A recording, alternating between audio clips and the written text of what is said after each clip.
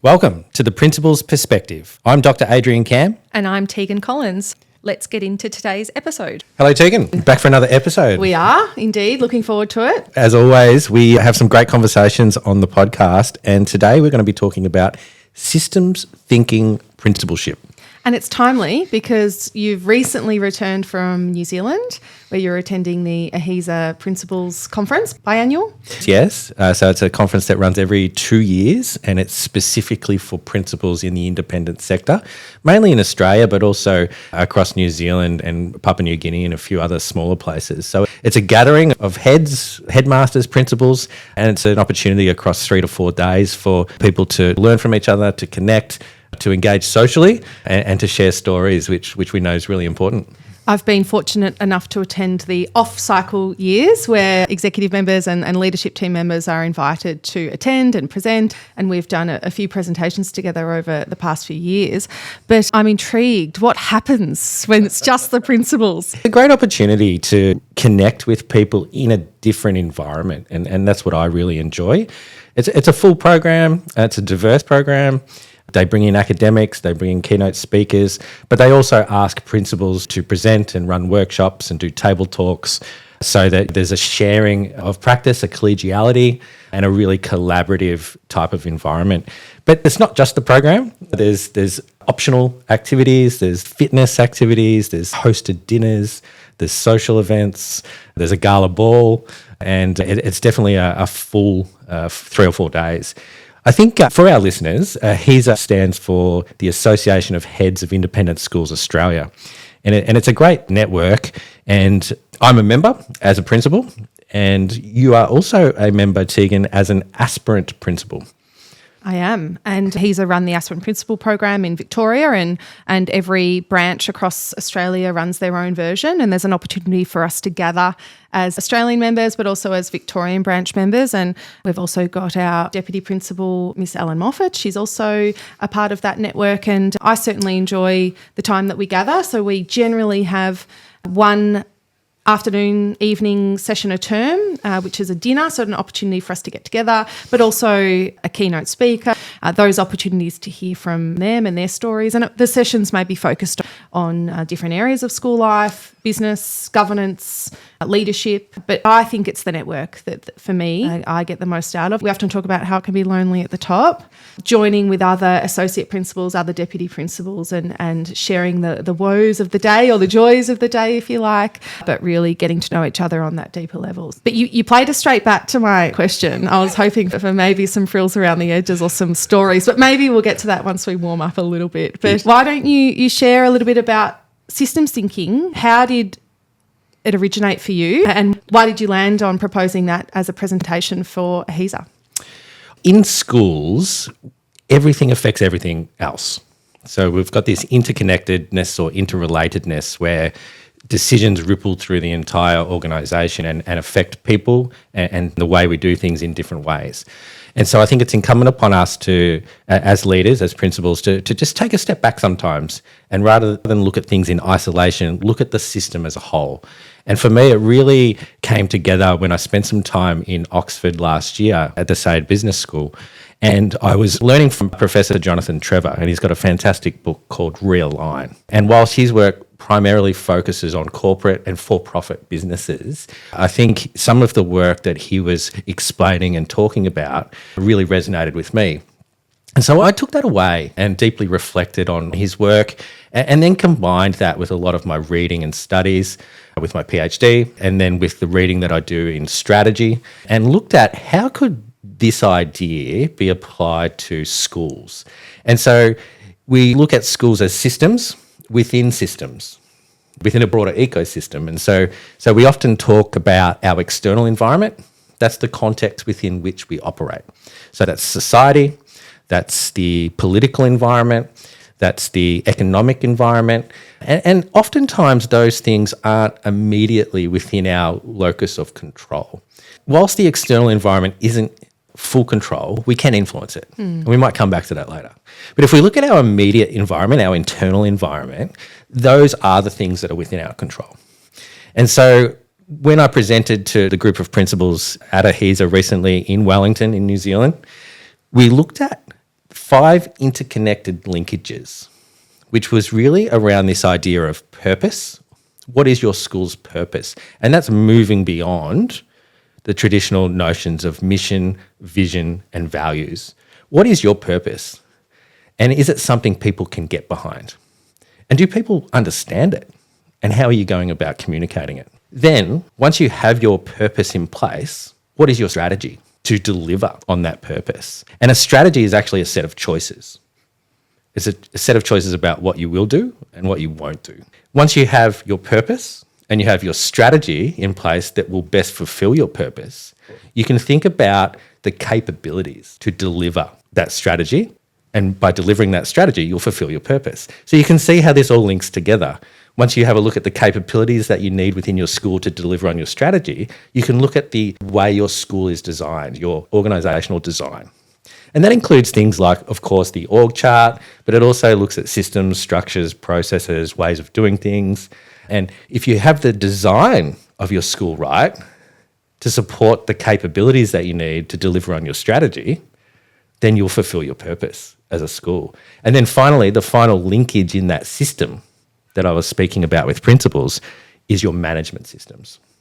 So what are the platforms, the tools, what data do you have, how is that used, what are your policies in place? And if those management systems are in place to support the organisational design, to support the capabilities that will deliver your strategy, that will fulfil your purpose, well, then you've got a coherent and aligned system that, in my experience, leads to great schools and great school cultures. And also, in my experience, if you don't have that, so if you don't think systemically and you're only looking at things in isolation, well, you're going to have issues. And no school's perfect. You're going to have misalignment.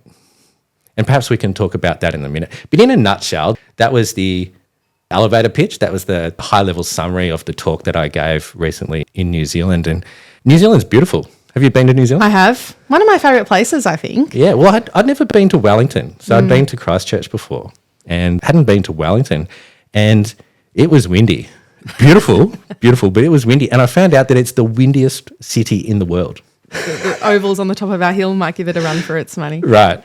I think it's a great conversation for us to be having today, and really timely in terms of our series. We've talked about some of these areas individually over the past couple of months in various podcasts about strategy, how you deliver on your strategy, how you develop it, about our mission, values and who we are as a school, and how you develop your purpose, about individual leadership styles and capabilities. So today's conversation is really about bringing that together, but also about how do we think about that systemically? How do we think about it as a connected chain, and how do we step back as leaders, senior leaders in organisations, to be able to make decisions that connect to one another purposefully.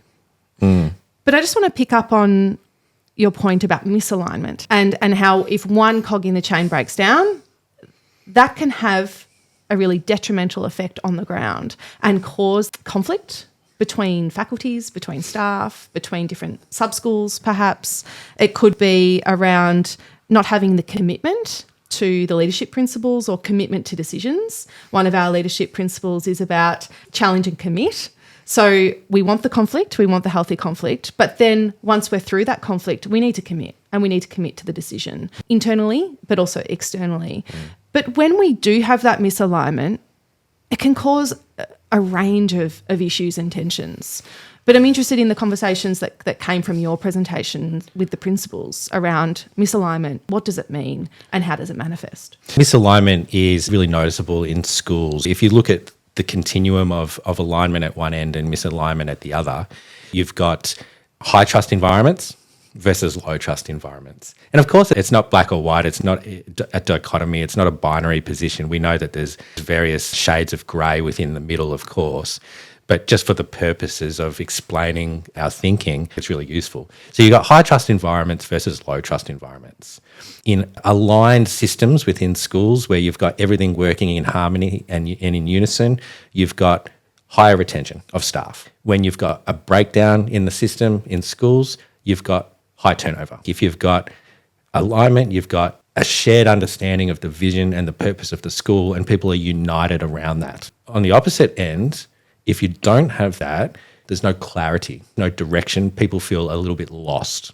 So I think it's really interesting to consider, because whilst schools are complex, human-centred organisations, if we look at it from a real process perspective and a real systems thinking perspective, we can put a lot of these things in place which go a long way to aligning people around place, around programs, and around a common sense of purpose. And that's what we've done here at Westbourne over the last 3 years. So for me, if we look at this idea of we're only as strong as our weakest link, that means that you can hone in on one of those 5 areas and engage in some intervention as a leader. But then you need to zoom back out and continue to look at things systemically. So it's this process that we've talked about in the past of zooming in, getting involved in the detail, getting involved in the micro, and then zooming back out and looking at things holistically so that you get a bigger picture of the organisation as a whole. Nicolini's work, something you're increasingly familiar with as part of your PhD studies, Teagan. I want to zoom in on one intervention, area of strategy. The talent management strategy that's been launched has been in development for some time, and I suppose, would we say it's been a soft launch? We haven't quite gone out in full launch mode. But for me, I was thinking about that in terms of it meets our purpose, it meets our strategy in terms of people come first, focusing on people. Right. It meets a need that we've identified in terms of we want to be a house for developing ambitious and aspirant leaders, to be a talent incubator and really cultivate high-performing people. And I think that might be a great example for us to talk through in terms of how we've aligned that system thinking and in the early phases of the rollout, what that looks like. Because it's easy for us to talk about the zoomed out higher level, but I think it'd be really interesting for our listeners to get into the detail or the nitty-gritty of, great, so we've got an idea. How do we integrate that from a systems thinking perspective? That's a great conversation piece for now, and it does align. So if we look at that idea of schools as systems, our purpose, if you like, is shaping learners who inspire the world. And increasingly, we're talking about shaping the next generation of leaders. Now, that extends beyond students to our staff, which is exactly what you're talking about now. And our strategy is very clear. People come first. And people is one of the core pillars of our strategic map to 2030. So what you're talking about now is building our capability as a school through a really intentional talent management strategy. And we've done a lot of work in this space over the last 3 years, but we're really only getting started. And so it's exciting to think where we're going to be in the next 3 years. But if we look at the layers of that, Teagan, there's been a lot of work that we've done. Why don't you talk about some of the initiatives that we've put in place that have really built the capability and capacity of our staff? Absolutely. We've talked about learning to lead and the leadership development programs that we've rolled out for staff, but also for students as we talk about shaping that next generation of leaders. And that also extends to things like reimagining the student leadership structure and reimagining the way that they meet, what they discuss, the work that they do. So I suppose that gets down into the operational nitty-gritty. But then going back to staff, things like developing our leadership capability framework, things like developing our high potentials and emerging leaders programs as part of learning to lead. There's been a lot in that leadership development space, even things like coaching frameworks, having a really purposeful and targeted approach to coaching staff, and having members of our executive team working with several staff, maybe not even in their sub-school or not even in their portfolio, but leaders and staff that have aspirations and a want to improve through a coaching approach, and identifying that I actually think I'd really like to work with Adrian on this. So there's been a lot in the leadership development space. Then if we think about moving towards the experience and engagement piece around talent development or around talent management, things like the way that we're targeting improvement and feedback for staff, looking at inclusion, diversity, our COLD strategy, how we work and engage staff through a mental health and wellbeing lens, things like the initiatives around allied health, the introduction of a strength and conditioning coach so that staff can access the gym throughout the day, publicly being accountable here, and I'm going to get in the gym once a week. It's happening. It's small. I'm going to hold you to that. Looking at workforce development systems, looking at planning and acquisition around our recruitment process. There's been so much that's happened in this space. I think we often focus on the leadership development piece because we love talking about that. But the systems and structures and processes that support that are equally as important to make sure that it's sustainable. I think, Teagan, it all comes down or comes back to our employee value proposition. And I know that's very much a bit of business jargon. What we want to do is we want to create a great place for all our staff to work, where they feel supported, where they feel seen, valued and heard, and where they feel empowered to not only do their best work, but they know that their career is only going to go to the next level if they're part of the Westbourne community. And so a number of those initiatives that you've spoken about are really central to that. And there are so many more that we could talk about. But if we're tying that back to this notion of systems thinking principalship, we're connecting it to that idea of capability and capacity, or what is the capability or the capabilities that you require as a school to deliver on your chosen strategy, which connects back to your purpose. And so for us, we've been really intentional about building that leadership capacity because our strategy is about people first. And we're really ambitious and bold in the broad range of strategic priorities that we've set out to achieve. And so in order to do that, we have to have the people that can deliver on that strategy. And that's central to our distributed leadership approach. And so we've invested heavily financially, time, resources. It's part of the conversations that we continue to have to make sure that it's not just 3 or 4 people leading this work. It's 40 or 50 or it's 100. And I think that's been the key to some of the successes that we've had here at the school. And connecting that back into the strategy, you talked earlier about what was the formative book you talk about with strategy? Remind me. The piece that really sparked my thinking around systems thinking principalship was the work of Jonathan Trevor from Oxford University and his book called Realign. But I've also combined that with some other pieces of work as well. And there's a fantastic book called Playing to Win by Lafley and Martin.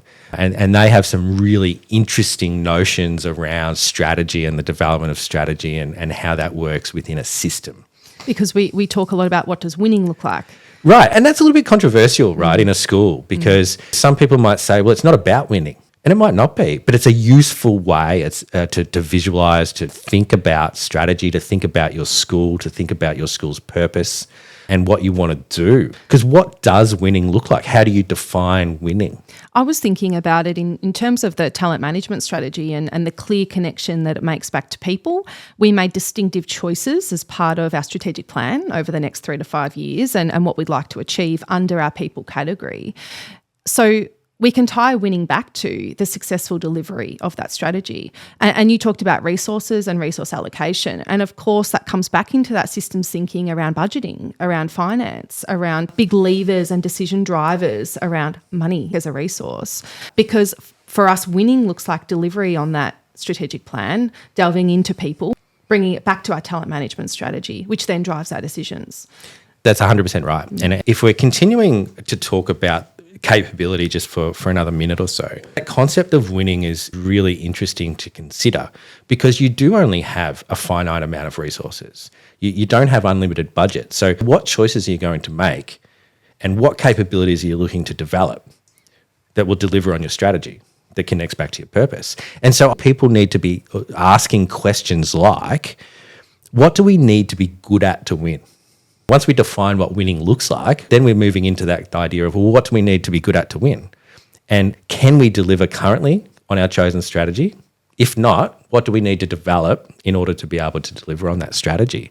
So that connects to this notion of what capabilities do you as a school need that are strategically valuable, and what will we be capable of that our competitors are not capable of? And I think that's really important.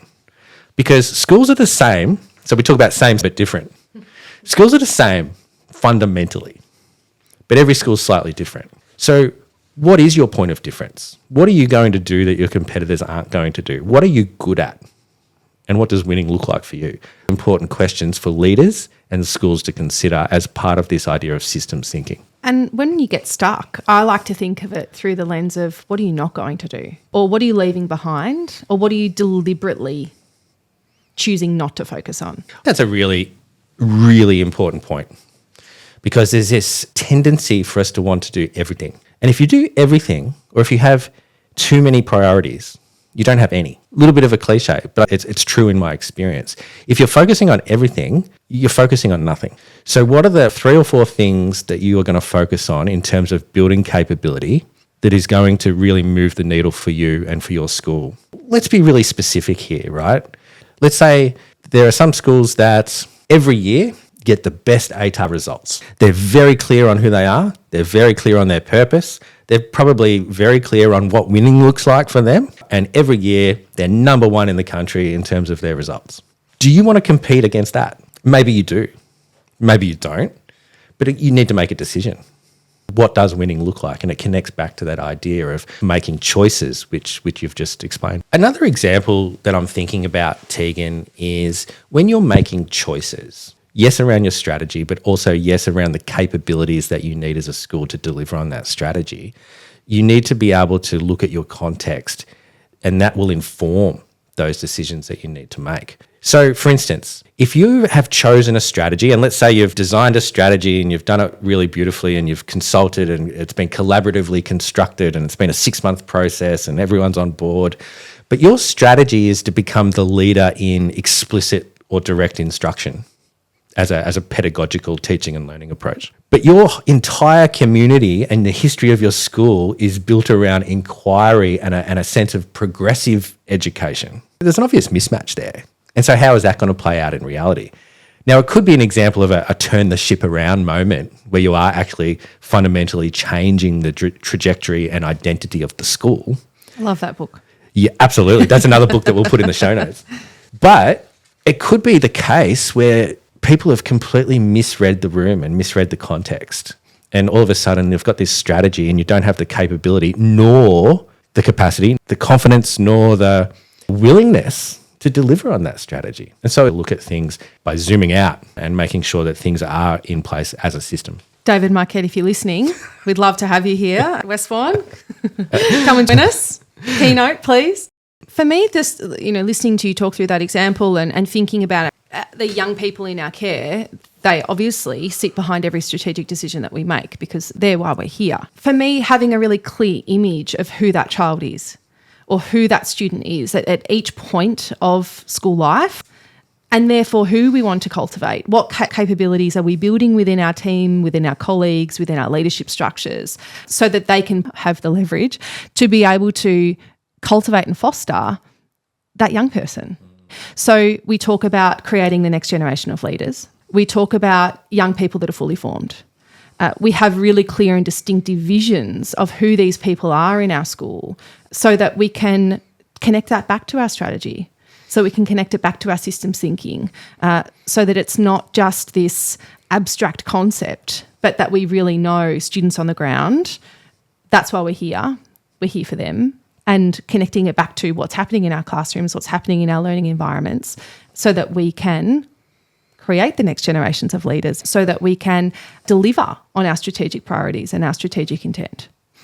100%. Students are why we're here, creating the best possible learning experiences for every single young person in our care. Now, that has to be fundamental to your purpose or your mission or your vision as a school. Then your strategy flows on from that, and then your capabilities, which we've been talking about. I want to pick up on a point, Teagan. I think we've been talking about capability development within the school, within the organisation. And I think it's really important that we just stop for a minute and make sure that we include the principal as part of that discussion, because the principal needs to continually invest in their own growth and development, their own professional learning, to both be the leader that they want and need to be for their schools. And it's often the piece that people forget about, because the principal or the CEO or the head of a school is focused on this system, on delivering on their strategy, on building their people, on making sure their purpose is understood. And oftentimes in the busyness of the day-to-day, the principal's growth and development is neglected. And so we talk about that a lot, you and I, Teagan. And one of the things that I've instituted recently is this idea of developing an impact strategy for leadership transformation. And it's something that I started because this was something that was intrinsically important for me as a leader. So I engaged in some really deep self-reflection about who I am and who I want to be. and developed some goals, some initiatives, talked about my aspirations, both personally, but also for the school, and then developed some timelines and some KPIs as part of that so that I can be the leader that I want and need to be. And I shared that with you. I shared that with the executive team in an open and transparent way, and then tasked the executive to actually go away and develop something similar. Because Marshall Goldsmith often talks about this idea of what got you here won't get you there. So our leadership capability got us to where we are today, but that doesn't guarantee success in the future. So we need to be constantly learning, constantly self-reflecting, being critical of what we're doing, asking for feedback, and gaining data from multiple sources and inputting that into a yearly or an annual plan for self-transformation. We need to be constantly disrupting ourselves so that we can grow, so that we're not becoming comfortable, and we're not becoming comfortable with the status quo, both within ourselves and within our schools and organisations. But that's not to say you throw the baby out with the bathwater, because you have to maintain the best bits of what makes you you. That's your authentic self. But you need to look self-critically or with a level of criticality at how do you go to the next level and what do you need to put in place and what's no longer serving you as a leader and what do you need to leave behind. And there might be a lot of people and listeners thinking, I set goals, have conversations with my line manager or with my executive team. But for me, it's really taking that concept of goal setting or intent-based leadership to the next level, building out your strategy for impact as a leader, but also reflecting on your personal self. It moves beyond this is what I want to achieve this term or this is what I'm aiming to achieve this semester, and moving beyond to how we can take that to shape leadership transformation. And what's happened here in a relatively short period of time is that some of the conversations with some of our executive colleagues has really become elevated. And been a bit of a step for some of them because some of them are really used to developing operational plans for their specific portfolios. What are they going to set out to achieve that's aligned with our strategy, that's going to fulfill our purpose? But the piece that they hadn't done a lot of work on, and perhaps they're not as comfortable in that space, is that idea of personal leadership, personal transformation. It's all well and good to tell me what you're going to do with your school if you're a head of school. Fantastic, and that's really important. What are you going to do? Put yourself in that perspective, engage in that self-reflection and see where the areas for growth are. And then systematically and intentionally go about a process over a period of time to self-improve.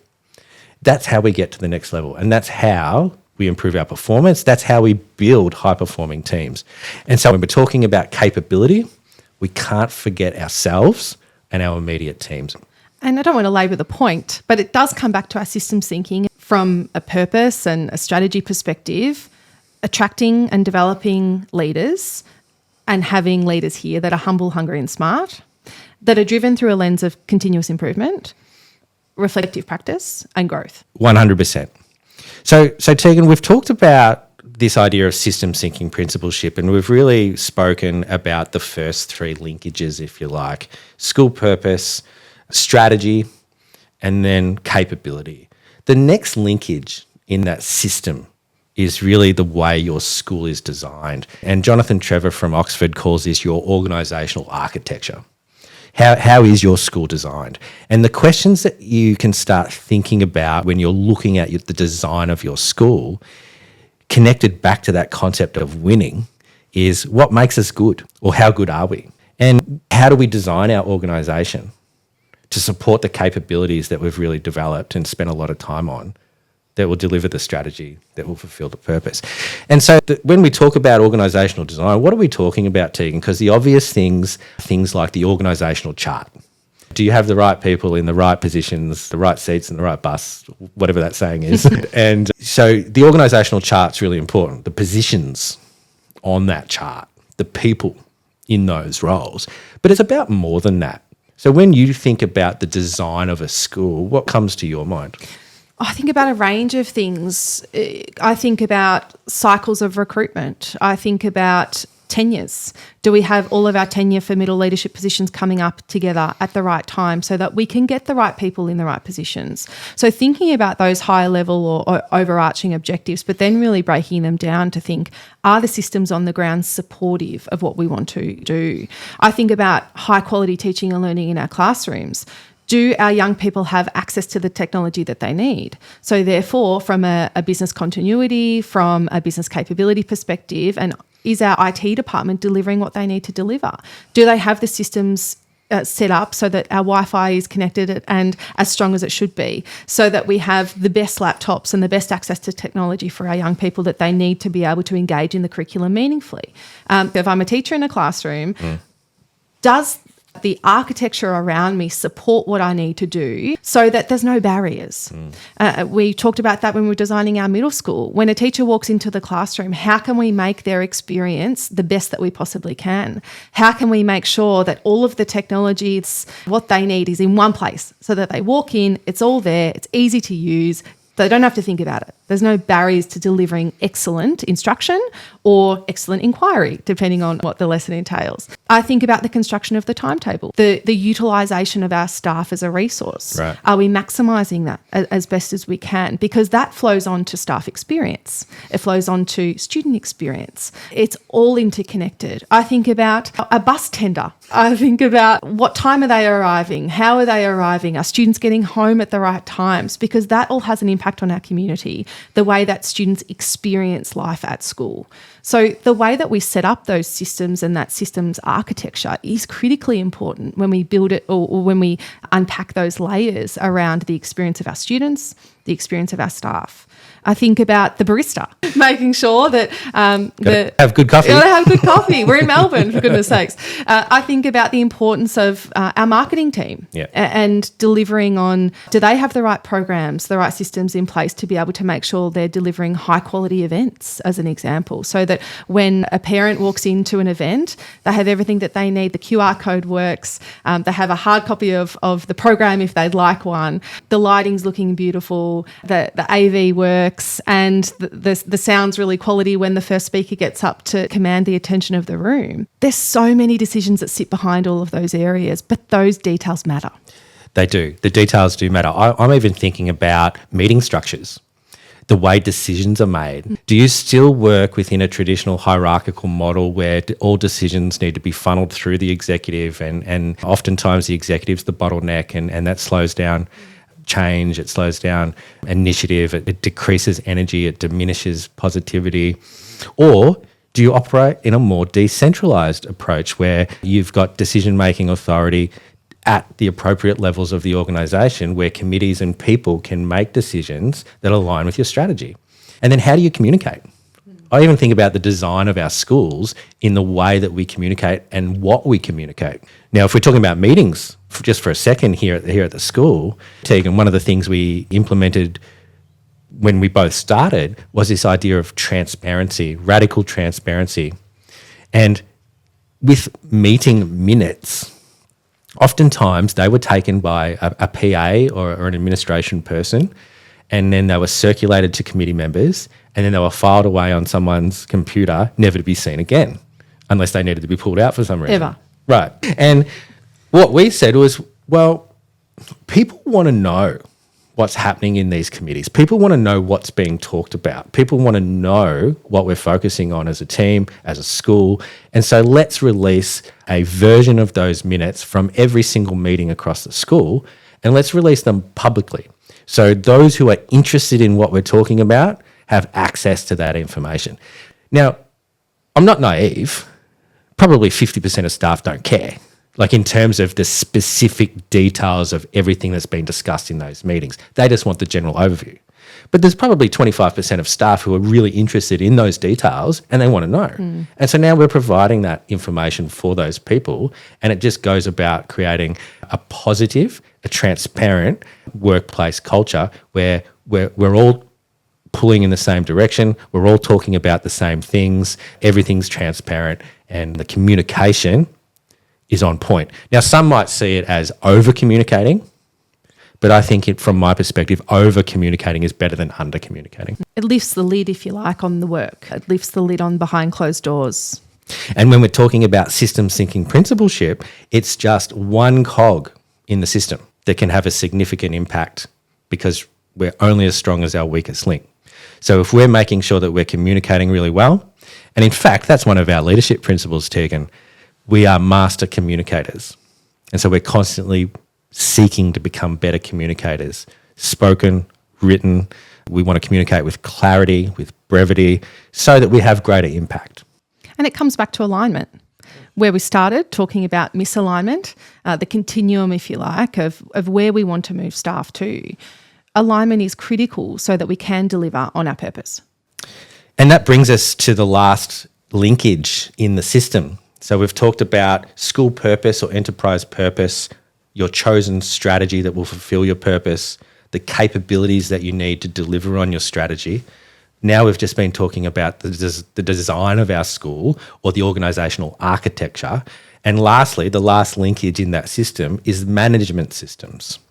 And so a nice way to think about this, if we continue that metaphor of winning, what does winning look like, or that analogy of winning?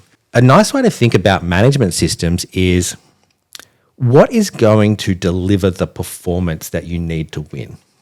So what are the platforms, the systems, structures and processes that sit underneath everything else that is going to enable you to deliver on your strategy? Which is really, really important. And it's often a neglected area in schools. We've all got frustrations. When we talk about platforms within schools, we're talking about learning management systems and HR information systems and different platforms that we have in schools.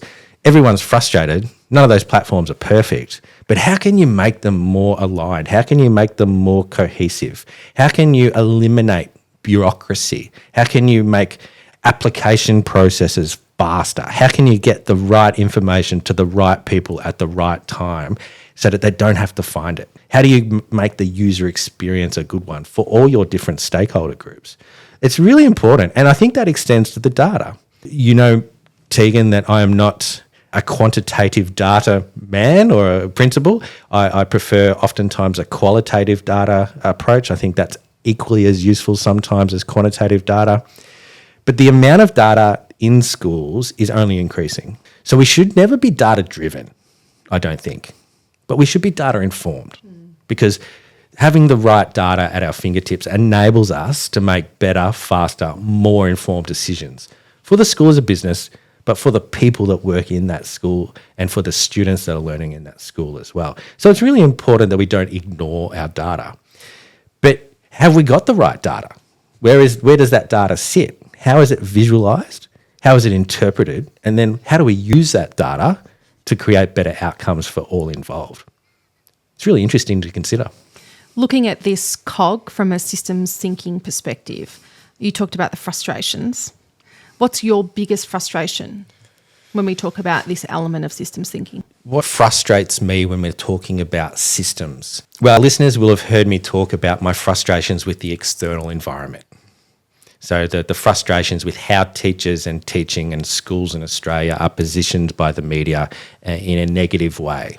It's this: schools are failing, teachers are to blame, young people are falling behind. They just paint this picture of schools in Australia as it's like just a disaster zone.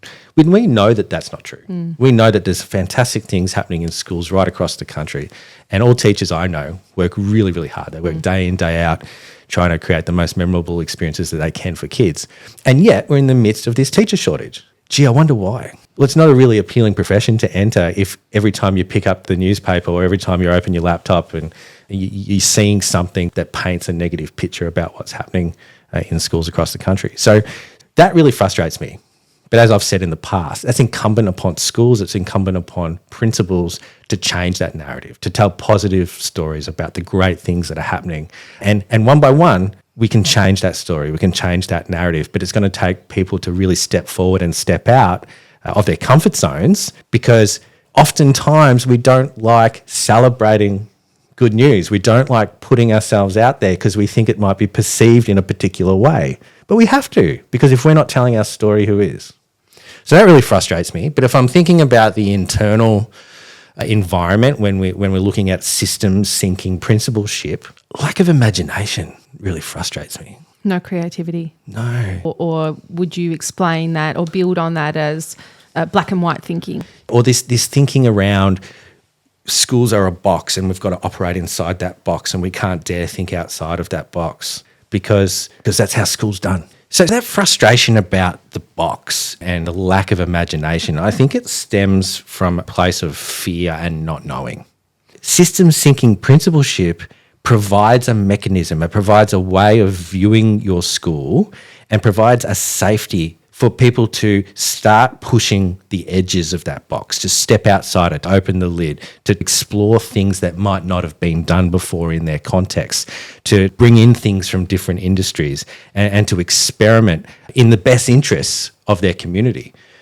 But unless you think about schools holistically and systemically, where everything affects everything else, I get a sense that that's what drives people to stay very focused and very narrow in terms of their thinking and being inside that box. And it's potentially fear of the unknown, fear of failure. Fear of making mistakes. There is this idea of risk aversion. The role of the principal is complicated. You are on a contract. Your performance is being judged. You're being publicly reviewed every time you step out. Everything you say is under scrutiny. You don't want to make a bad decision. And so I get it. But if you think about schools as systems and you're aligning everything back to your strategy and your purpose, it provides you with a structure within which to take risks. And I think that's really important. So let's talk about imagination, creativity, innovation. What are some of the things you're thinking about, or what are some of the things you've heard in education that are outside of the box and that do excite you? I think it comes back to that alignment imperative where we spoke about at the start of the podcast, Teagan, where really what we're talking about is tradition versus innovation. We're talking about maintaining the status quo versus doing something different. And independent schools, particularly in Australia, around the world, some have long histories. Here at Westbourne, we're closing in on 160 years.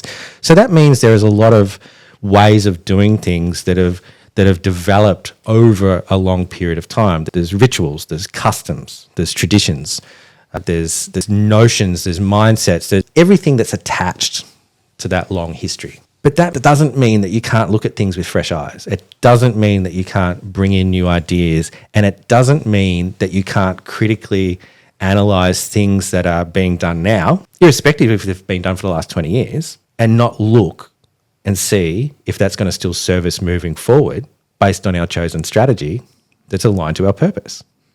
So we're constantly looking at things. Some of the things that excites me at the moment in education, Teagan, are those schools that are really pushing the boundaries with AI. The fear associated with AI is warranted. However, that doesn't mean you can put your head in the sand and pretend it doesn't exist, because it's definitely going to be part of our future. And so schools need to be leading those conversations, because if schools aren't leading those conversations, then who is? I know some parents are probably having those conversations at home, but it would be the minority in my experience. So it's incumbent upon us in schools to be really leaning into that area of what's happening in the world. So if we think about, for our listeners, they think this is great, I'm on the bus. We need to stop using that analogy. But I'm on the bus and I'm here, I'm sitting in the front seat right next to you. And then they're thinking, but where do I start? What do I do? How do I start to integrate this, whether I'm a principal, whether I'm a middle manager leading a team, whether I'm a classroom teacher with a PLC of 4 teachers. We've talked about defining who we are, where we play and how we operate. We've talked about what is your uniqueness as a team or as a school, and how you're going to define success. So some of the key questions we've kept coming back to throughout the episode is what we do and why we do it. What is our strategy? What capabilities do we need within our organisation to be able to deliver on that strategy? How do we design our school? And what does winning look like? So there's some reflective questions that our listeners can work through, but there's also the next layer of that. What comes after that for you? They're really good questions to consider and really important areas for leaders to define in their context, irrespective of whether they're the best school in the country or a new school that's just been developing. I think systematically and periodically coming back to those questions is important when you're thinking about your school as a system. In fact, I'd probably say you need to institute that on a 3 to 6 month cycle, because things change. People change, schools change, the external environment changes. So I think it's really important to keep coming back to those questions that you've just asked, Teagan. But I think the next step for me is once you've defined some of that and you've done some reflective work with your teams around those questions, it's looking at your capability gaps. Remember, we're only as strong as our weakest link. So when we're looking at schools as systems, what are our capability gaps that will prevent us from delivering on our chosen strategy? And then documenting those and then developing a plan to address them. One of the concepts that I like to think about and I think is really useful for principals and senior leaders to consider is this concept of reverse engineering. So as you're thinking about your school as a system, asking questions like, what needs to be true or what must be true if we are going to successfully deliver on our strategy? And that just provides you a different perspective, a different lens to look at the way you're going about things right in the here and now and what you need to put in place to make sure things are going to work in the future. And it doesn't all need to happen today or tomorrow. It can be broken down into your top 3 priorities. What am I going to do now? What is within my control? What am I going to think about or implement or message? And focusing on those top 3 priorities as a starting point and then knowing you can build on it from there. You can't do everything at once. So prioritizing is key. As you're going about that process of prioritizing, because let's face it, some of the things you might need to change in your system of school are really big ticket items. For instance, replacing a learning management system or replacing a database or changing a culture or instituting a new way of working or a new approach to teaching and learning.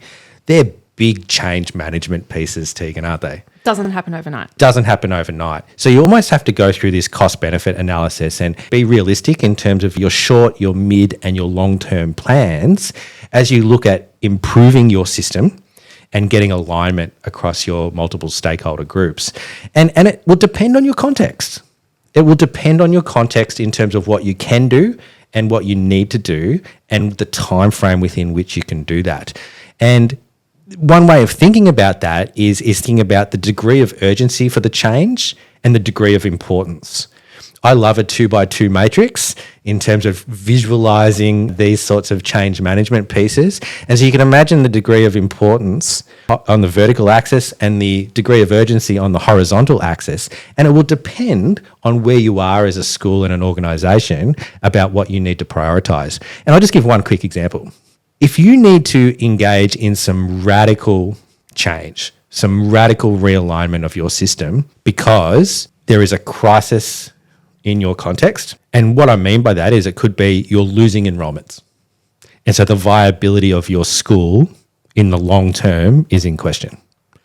Well, the degree of urgency and the degree of importance for that level of systems realignment and that level of change, you need to get going and you need to do something really fast to stem the loss of enrolments so that your school is viable and sustainable into the future. But if your school is stable, you're in a healthy financial position, culture's pretty good, things aren't broken, but there's some things that could improve to take your school to the next level, well, maybe the degree of urgency is a long-term change and it might be just incremental. It might be things that you need to do around the edges to improve that system within your school. That prioritisation could be areas of looking at management systems, it could be looking at strategic alignment, it could be as basic as transparency or communication or going to your why. So I think that we've really broken down where to now, where to next and where to tomorrow. And it's a great segue into our next episode when we're going to talk about a really specific example of how we reverse engineered a program that was rooted in our tradition and our heritage and our history as a school to align programs with where we're heading in our strategic vision. I'm really looking forward to that episode, Teagan, and I think it's going to be a great one for our listeners. Thanks for today, Adrian. Thank you. That's a wrap on today's episode of The Principal's Perspective. You can find us on LinkedIn. Just search for Dr. Adrian Camm and Teagan Collins and let us know your thoughts, questions or leadership wins. Make sure to follow The Principal's Perspective on Spotify, Apple Podcasts, or wherever you listen to your podcasts. And if today's episode resonated with you, share it with someone in your network. You can be sure to find any references, books or resources we discussed today in the show notes. Please jump on into the comments and join the conversation.